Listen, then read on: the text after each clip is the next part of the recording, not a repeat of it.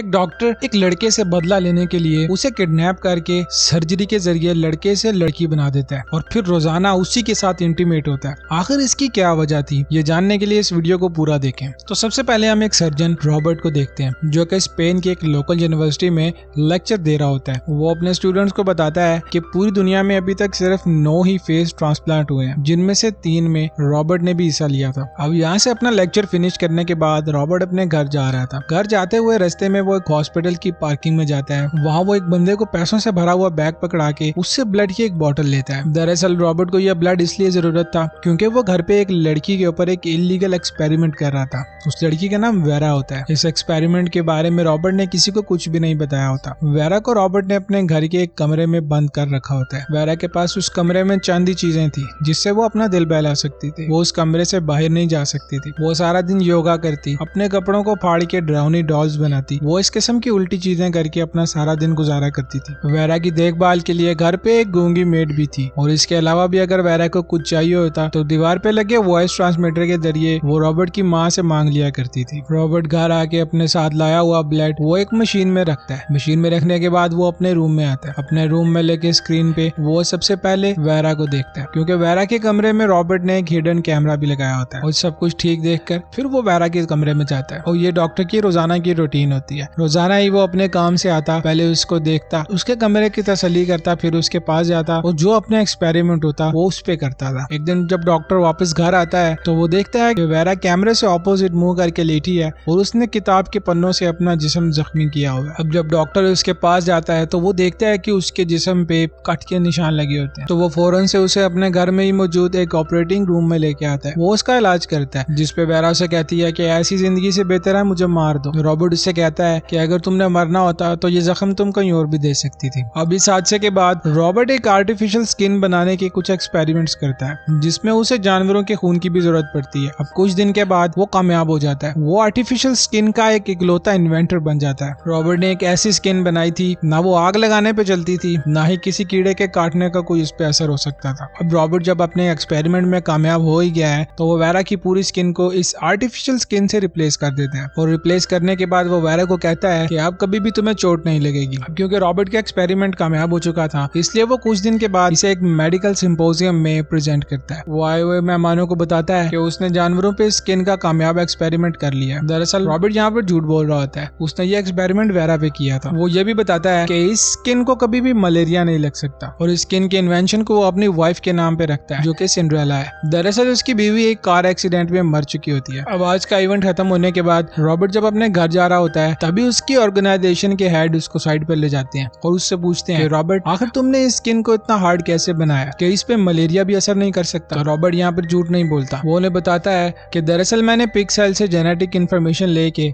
उसे human cell में डाल दिया है। अब भले ही रॉबर्ट ने एक बहुत ही जबरदस्त खोज की थी मगर उसके प्रेसिडेंट उसके साथ नहीं देते। वो ऐसे मना कर देते और फौरन ही रॉबर्ट को अपने तमाम रिसर्च बंद करने के ऑर्डर दे देता है। अब रॉबर्ट यहाँ से सीधा अपना पुराने फ्रेंड मार्क के पास जाके आज हुई हुई सारी बात उसे बताता है, जिसपे मार्क उसे कहता है कि रॉबर्ट तुम्हें अब अपने पुराने काम में लौट जाना चाहिए। अब रॉबर्ट जब यहाँ से अपने घर पहुँचता है तो वो अपने कमरे में बैठ के थोड़ी देर वेरा को देखता है, फिर वो उससे मिलने चला जाता है। वो वेरा को बताता है कि तुम पे जो एक्सपेरिमेंट मैं कर रहा था वो आज खत्म हो गया है। अब तुम्हें किसी किस्म के एक्सपेरिमेंट की जरूरत नहीं है।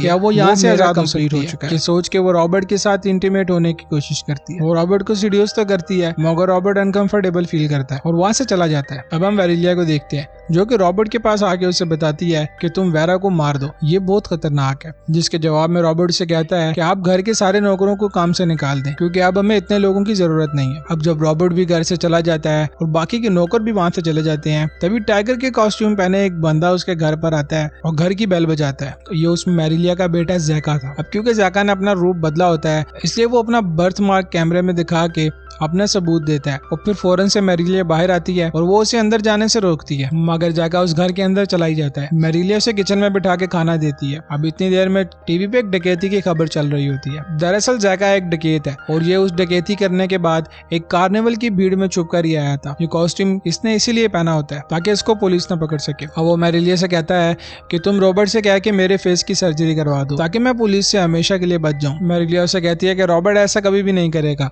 अब तुम जल्दी से यहाँ से चले जाओ। अब यहाँ से जैका किचन में शराब ढूंढने के लिए जाता है। तभी उसकी नजर उस सिक्योरिटी कैमरा पे पड़ती है जो वेरा के कमरे में होता है और वेरा अपने रूम में योगा कर रही होती है। अब जब जैका उसे कैमरे से देखता है तो वो उसे फौरन से पहचान जाता है। वो अपने मन ही मन सोचता है कि ये आखिर जिंदा कैसे है, ये तो मर गई थी। वैलेरिया फौरन से किचन में छुपाई हुई गन निकाल के जैका पे पॉइंट कर देती है और उसे जाने के लिए कहती है, मगर जैका मौका देख के वैलेरिया से उसकी गन खींच लेता है और वहाँ पर उसको बांध देता है। बांधने के बाद वो सीधा वेरा के कमरे में जाता है, मगर वेरा के कमरे का डोर लॉक होता है। जैका फौरन से वैलेरिया के पास आता है, उसे धमकाने के बाद वो उससे चाबी ले लेता है। चाबी लेके वो सीधा वेरा के कमरे में जाता है, मगर जो ही डोर अनलॉक करके अंदर जाने की कोशिश करता है, वेरा अंदर से धक्का दे के जैका को गिरा देती है और फिर उसके ऊपर हमला करती है। मगर जैका क्योंकि उससे ताकतवर है वो उसे पकड़ लेता है और फिर उसे कमरे के अंदर लाता है। अंदर लाने के बाद वो उसके साथ जबरदस्ती इंटीमेट होता है और वो उसके साथ इंटीमेट हो ही रहा होता है, रॉबर्ट घर आ जाता है। रॉबर्ट आते साथ कैमरा में ये सब कुछ देख लेता है और देखने के बाद वो अपनी पिस्टल लेके सीधा वेरा के कमरे में जाता है और वो जाते ही जैका को डायरेक्ट फायर करके मार देता है। अब यहाँ वैलेरिया को काफी दुख होता है, वो सोचती है कि काश वो जैका के साथ वेरा को भी मार देता। अब रॉबर्ट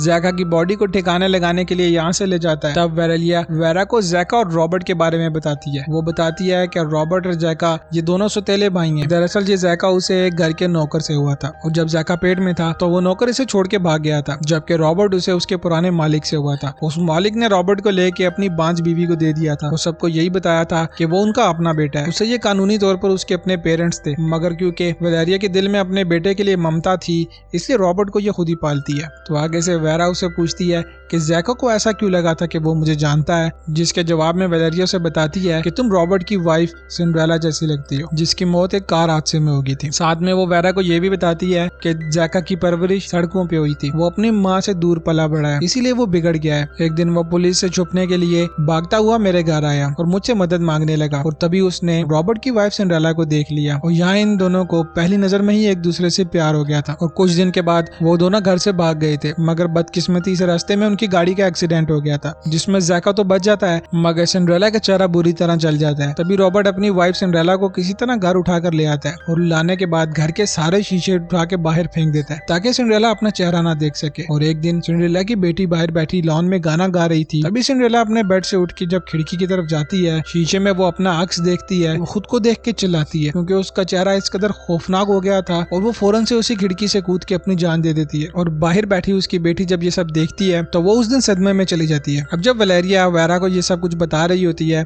तभी रॉबर्ट जैका की बॉडी को दफना के वापस घर आ जाता है। अब घर आने के बाद वो वेरा की पुरानी ऑफर को आज कबूल कर लेता है और आज रात वेरा को अपने साथ इंटीमेट होने के लिए बुलाता है। वो रात को इंटीमेट होने के बाद सो ही रहा होता है कि रात में वो एक ख्वाब देखता है और अपने ख्वाब में वो 6 साल पहले हुआ एक दर्दनाक वाकया देखता है जब रॉबर्ट ने अपनी बेटी नॉर्मा के साथ एक शादी अटेंड की थी ताकि नॉर्मा अपनी सोशल लाइफ में वापस आ सके और अपनी माँ की मौत के बाद जो सदमा उसे लगा है वो उससे बाहर आ सके। अब उसी पार्टी के बीच में रॉबर्ट नोट करता है कि नॉर्मा उसको कहीं नजर नहीं आ रही है। वो अपनी बेटी को ढूंढता ढूंढता उसके पीछे जाता है और गार्डन में जाने पे वो एक बाइकर को देखता है जो कि काफी तेजी से उसी के सामने से गुजर जाता है और बाइकर के गुजरने के बाद वो कुछ आगे जाके देखता है तो उसे नॉर्मा का जूता और उसका कोट गिरा मिलता है और थोड़ा ही आगे जाने पे उसे नॉर्मा नीचे गिरी पड़ी मिलती है जिसके कपड़े भी खराब होते हैं। रॉबर्ट यहाँ देखकर समझ जाता है कि उस बाइकर ने नॉर्मा के साथ क्या किया था। अब जो ही नॉर्मा को होश आता है वो अपने फादर को वही अटैकर समझ के जोर जोर से चिल्लाने लगती है, वो उनसे काफी खौफजदा होती है। अब हम यहाँ से प्रेजेंट में आ जाते हैं। रॉबर्ट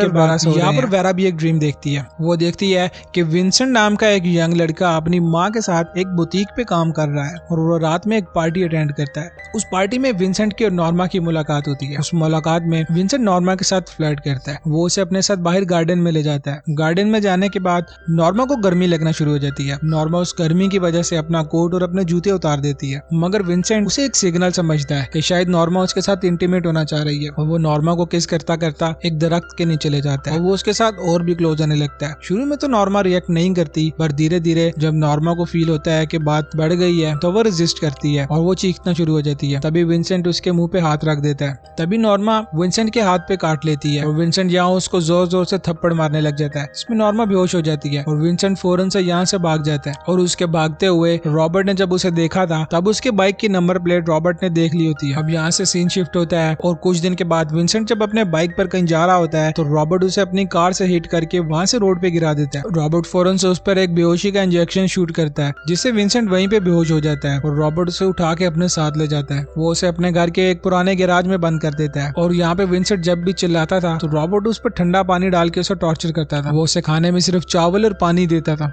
वही हम विंसेंट की माँ को देखते हैं जो पुलिस ऑफिसर के पास जाके उससे अपने बेटे के बारे में पूछती है, जिसपे वो पुलिस ऑफिसर उसे बताता है कि आपके बेटे की बाइक पहाड़ की चोटी से मिली है। इसका मतलब ये है कि या तो आपका बेटा उस पहाड़ से गिर के मर गया है या तो वो शहर छोड़ के कहीं भाग गया है। और रॉबर्ट अपनी बेटी नॉर्मा से मिलने मेंटल हॉस्पिटल में जाता है। वहाँ जाने पे देखता है कि नॉर्मा अभी भी उसे देख के डर रही होती है। दरअसल नॉर्मा समझ रही थी कि उसके फादर ने उसके साथ जबरदस्ती करने की कोशिश की है और अचानक एक दिन नॉर्मा भी अपनी जान ले लेती है। अब इस वाक़े के बाद रॉबर्ट की जगह एक साइको डॉक्टर बन जाता है। नॉर्मा को दफनाने के बाद वो अपने घर आता है। आते ही वो विंसेंट की दाढ़ी शेव कर देता है। उसके बाद वो उसे बेहोश कर देता है। बेहोश करने के बाद उसे ऑपरेशन थिएटर में लेकर आता है और अंदर मार्क और अपने 2 साथियों की मदद से वो उसकी सर्जरी करता है। दरअसल ये सर्जरी एक जेंडर चेंज सर्जरी है जहाँ पर उसने विंसेंट को एक लड़की में बदलना था। रॉबर्ट ने अपने साथी डॉक्टरों को एक नकली पेपर दिखाया था जिसमें एक स्टेटमेंट लिखी थी कि वो क्लिनिक इसलिए नहीं जाना चाहता कि वो इस चीज को एक राज रखना चाहता है। इस स्टेटमेंट से बाकी के डॉक्टर कन्विंस हो जाते हैं और वो रॉबर्ट के घर में ही आकर उस ऑपरेशन थिएटर में ये सर्जरी को कंप्लीट करने पे राजी हो जाते हैं। अब कुछ टाइम के बाद जब विंसेंट को होश आता है तो वो अपने आप को उस कमरे के अंदर अकेला देखता है। अब इससे आगे की विंसेंट की लाइफ इसी कमरे में गुजरती है और वो अपने उस नए प्राइवेट पार्ट का भी ख्याल रखता था जो कि सर्जरी के बाद रॉबर्ट ने उसे दिया होता है। अब जैसे ही वो प्राइवेट पार्ट वाला एरिया ठीक होता है उसके बाद रॉबर्ट धीरे धीरे उसके सारे पार्ट्स को बिल्कुल लड़कियों जैसा करता है। वो उसे औरत वाली चेस्ट और एक हाई पिच वाली वॉइस देता है और रॉबर्ट उसे एक फुल सूट ला कर देता है ताकि उसकी स्किन सेफ रहे और उस स्लिम सूट से उसकी नई बॉडी को एक अच्छी शेप दी जा सके। अब एक दिन विंसेंट रॉबर्ट पे हमला करके वहाँ से भागने की कोशिश करता है मगर रॉबर्ट इस सब का इंतजाम पहले से करके बैठा होता है। वो जो ही डोर पे जाता है तो दरवाजा लॉक होता है। तभी पीछे रॉबर्ट अपनी गन लेकर आ जाता है और वो विंसेंट को वापस रूम में जाने का कहता है और आखिर वो उसको खुद ही उठा के उसके रूम पे छोड़ आता है। अब कुछ दिन के बाद उसकी सर्जरी की फाइनल स्टेज पूरी होने पे हम देखते हैं कि रॉबर्ट ने उसे अपनी वाइफ सिंड्रेला की शक्ल दी होती है और वो उसका नाम वेरा रखता है। स्टार्ट में तो वेरा रॉबर्ट की दी हुई हर चीज को खराब करती थी। वो मेकअप को दीवारों पे लगा के जाया करती थी और रॉबर्ट के दिए हुए सारे कपड़ों को फाड़ के वो उससे डरावनी डॉल्स बनाया करती थी और अपने आईलाइनर से वो दीवारों पे अपने साथ हुए इस वाकये के बारे में लिखा करती थी। और उसके पास अपनी एंटरटेनमेंट के लिए सिर्फ एक ही टीवी होता था जिससे वो अपना वक्त गुजारती थी। और कुछ दिन के बाद रॉबर्ट अपनी माँ वेलेरिया को इस घर में बुलाता है ताकि वेरा की देखभाल की जिम्मेदारी भी पूरी हो जाए। अब यहाँ से स्टोरी प्रेजेंट में आती है जहाँ पर रॉबर्ट और वेरा काफी खुशी खुशी अपनी जिंदगी गुजार रहे होते हैं। अब एक दिन वेरा वेलेरिया के साथ मार्केट जाती है। तभी रॉबर्ट का दोस्त मार्क उससे मिलने आता है। वो उसे न्यूज़पेपर दिखाता है जिसपे मिसिंग पर्सन के बारे में लिखा होता है। वही एक पिक्चर विंसेंट की भी होती है। अब क्योंकि उस सर्जरी में मार्क भी था तो वो विंसेंट को पहचान जाता है और यहाँ पर आने के बाद वो रॉबर्ट से पूछता है कि आखिर तुमने मेरे से झूठ क्यों बोला था। तभी रॉबर्ट अपने ड्रॉर से गन निकाल के मार्क को धमकाने लगता है मगर इतने में पीछे से वेरा आ जाती है जिससे इनकी बातचीत रुक जाती है और वेरा मार्क से कहती है कि उसने इस ऑपरेशन के लिए अपनी पूरी इजाजत दी थी। ये सुनने के बाद मार्क कुछ सेटिस्फाई होता है और वो यहाँ से चला जाता है। अब शाम में फिर से रॉबर्ट और वेरा इंटीमेट होते हैं और इंटीमेट के दौरान वेरा को ज़ैका के अटैक की वजह से पेन हो रहा होता है और वो कुछ लेने के लिए नीचे आती है और इसी मौके का फायदा उठाते हुए वो रॉबर्ट की पिस्टल भी अपने साथ रख लेती है। और रूम में आने के बाद वो रॉबर्ट से कहती है कि तुमने मेरी पूरी जिंदगी बर्बाद कर दी है। ये कहते ही वो उसके सीने पे फायर कर देती है। नीचे वेलेरिया जब इस गोली की आवाज सुनती है तो वो फौरन से जाग जाती है और अपने साथ अपना गन लेकर ऊपर रूम में आती है और वेरा यहाँ बेड के नीचे छुप के उसके ऊपर आने का इंतजार करती है। और जैसे ही वेलेरिया कमरे के अंदर आती है तो वेरा उसे भी गोली मार देती है। अब क्योंकि सब कुछ खत्म हो जाता है तो वेरा यहाँ से कुछ कपड़े और पैसे लेकर अपनी माँ के पास जाती है। वो अपनी माँ के पास जाने के बाद उसे अपना विंसेंट होने का एहसास दिलाती है और उसे हर वो चीज बताती है जो सिर्फ विंसेंट और उसकी माँ ही जानते थे। विंसेंट और उसकी माँ दोनों ही इमोशनल हो जाते हैं और ये मूवी यहाँ खत्म हो जाती है। अगर आपको हमारा काम पसंद आया है तो इस वीडियो को लाइक जरूर करें और चैनल को सब्सक्राइब कर लें। Thank you.